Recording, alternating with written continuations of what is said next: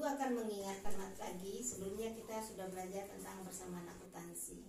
Nah, sekarang materi kita yaitu pencatatan data akuntansi. Dalam pencatatan akuntansi itu ada beberapa siklus. Ya, yang pertama itu adalah transaksi. Yang kedua itu baru menjurnal. Yang ketiga buku besar. Yang keempat neraca saldo. Yang kelima kertas kerja. Yang keenam laporan keuangan. Yang ketujuh balik ke jurnal lagi, atau boleh langsung ke neraca saldo penutup atau jurnal penutup. Yang kedelapan ada jurnal pembalik, baru siklusnya balik ke transaksi lagi. Ya, itu siklus-siklus dalam akuntansi. Ya, siklus dalam akuntansi. Baiklah, sekarang kita akan membahas tentang siklus yang pertama. Ya, atau jurnal, siklus setelah transaksi. Jadi yang pertama tadi ada transaksi, yang kedua itu jurnal. Apa yang dimaksud dengan jurnal? Jurnal itu adalah salah satu siklus yang pertama atau bagaimana mencatat transaksi bukti asli, ya, untuk nanti bisa diketahui laporan keuangannya. Baiklah, sekarang kita masuk langsung ke contoh soal. Oke. Di sini ada transaksi perusahaan Adam.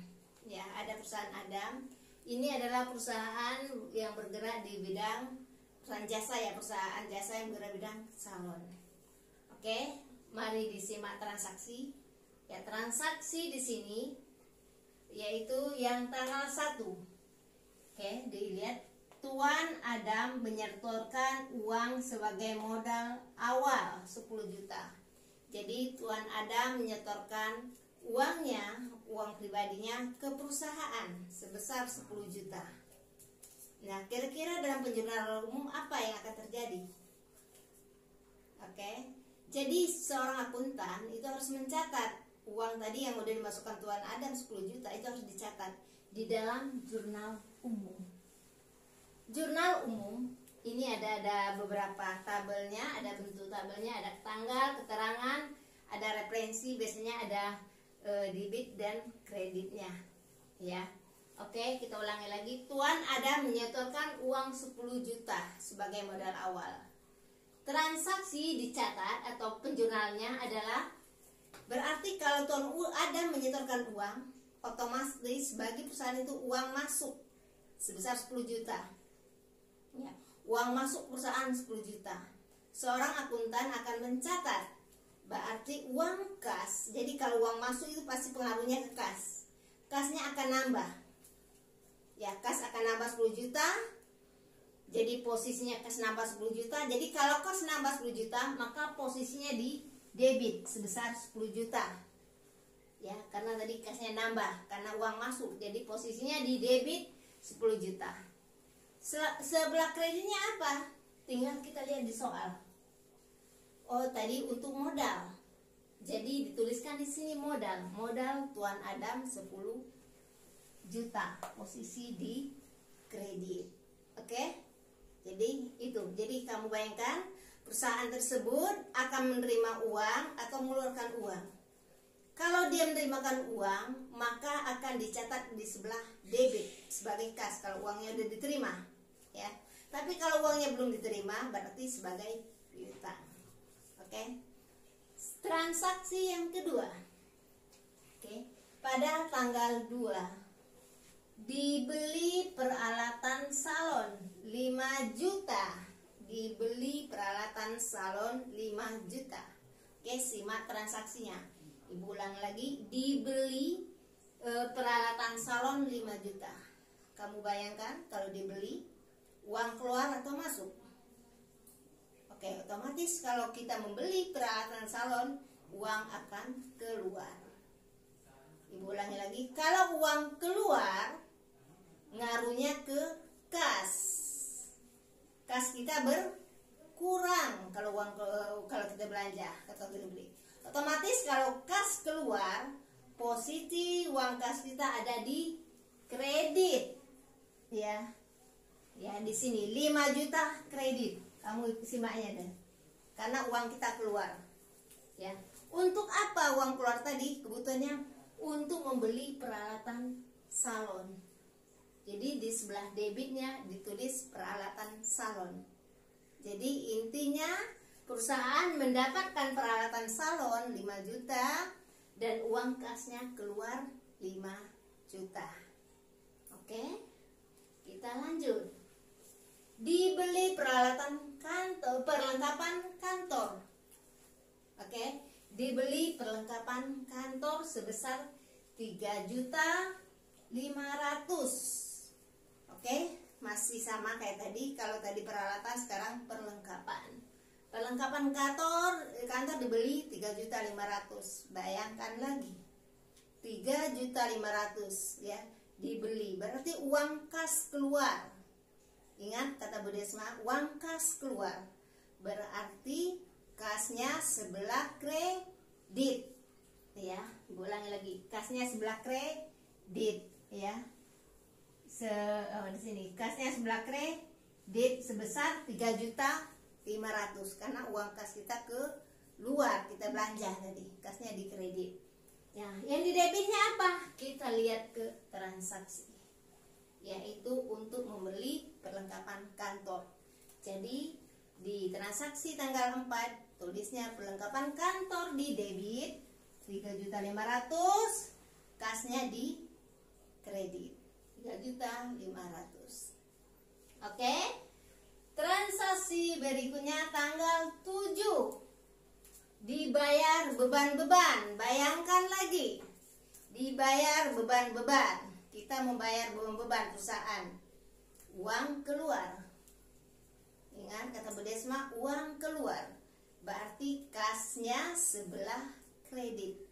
Ya, kas sebelah kredit. Lihat. Kas sebelah kredit 200.000 atau 200k. Debitnya apa? Lihat transaksi macam-macam. Ya, di debitnya macam-macam atau beban macam-macam 200.000. Kas kita keluar 200.000. Selanjutnya tanggal 8 dibayar premi asuransi 1,2 juta atau 1.200.000. Ingat lagi, dibayar atau kita membayar asuransi.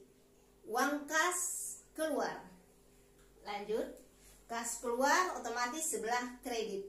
Tetap posisi kredit itu di sebelah bawah ya. Posisi kredit itu di sebelah bawah agak menjorok ke kanan. Ya, atau ya ke kanan Bu Desma, agak menjorok ke sebelah kanan. Ya, 1,2 uang keluar. Debitnya lihat transaksi premi asuransi atau kita untuk membayar premi asuransi. Selanjutnya, nah yang tanggal 12 ini mungkin agak susah karena ini ada satu transaksi tapi dua pendataan ya. Oke, dibeli. Ingat kata dibeli. Kalau udah kata dibeli atau dibeli, belum tentu dibayar ya. Kalau udah dibayar, otomatis uang kas keluar kalau udah dibayar. Tapi kalau dibeli, ini belum tentu. Belum tentu kita mengeluarkan uang. Bisa jadi baru dibeli dan belum dibayar. Bisa jadi kita ngutang, ya. Bisa jadi udah bayar uang kas. Kita simak. Dibeli peralatan salon 3 juta. Oke, kita dibeli peralatan salon 3 juta. Otomatis perusahaan mendapatkan peralatan salon ya. Oke. Tetapi di sini DP atau uang muka ya baru 1 juta. Berarti kita beli peralatan kantor uangnya baru 1 juta kita bayarkan. Berarti uang kita keluar baru 1 juta. Otomatis kas keluar baru 1 juta sebelah kredit 1 juta. Ya. Sisanya ada berapa? 2 juta. Nah, 2 juta ini belum dibayar atau bulan depan. Otomatis nggak mempengaruhi kas ya. Tapi yang berpengaruh adalah utang. Berarti 2 jutanya itu adalah utang. Utangnya 2 juta sebelah kredit. Ya. Nah, di debitnya apa? Lihat transaksi. Kita mendapatkan peralatan salon sebesar 3 juta. Oke? Selanjutnya tanggal 14. Diterima penerimaan jasa. Oke, karena kita tadi perusahaan salon ya. Diterima penerimaan jasa 2 minggu pertama 2,5 juta. Ya, diterima perusahaan jasa. Otomatis kalau diterima, uang kas masuk. Ya, kita menerima uang kas masuk. Jadi kasnya di debit 2.500.000. Kreditnya apa? Lihat transaksi, yaitu pendapatan salon atau jasa. Oke. Tanggal 15, pekerjaan telah diselesaikan. Ya, kita udah menyelesaikan suatu pekerjaan, ya, presiden salon, tetapi belum dibayar. Ya, belum dibayar. Kita dapat uang, harusnya dapat. Oke, Bu Ida semananya.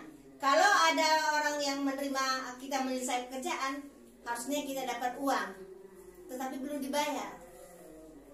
Ya, otomatis kita itu masih piutang. Jadi harusnya tadi kalau mendapatkan uang itu kasnya di debit, tetapi karena uangnya belum masuk, belum dibayar orang, maka kalimat kas diganti dengan piutang.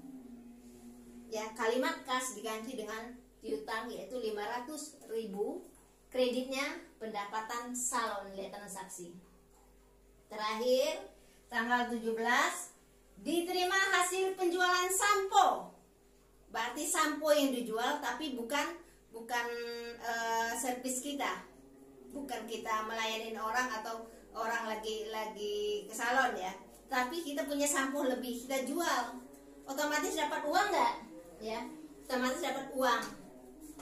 Ya, dapat uang. Tetapi di sini dia maksudnya ke pendapatan lain-lain. Ya, jadi kasnya debit karena dapat uang 250, kreditnya pendapatan lain-lain. Ya, karena kita bukan lagi menyervis orang. Ya, itu aja dari Bu Desma. Terima kasih, semoga paham. Assalamualaikum warahmatullahi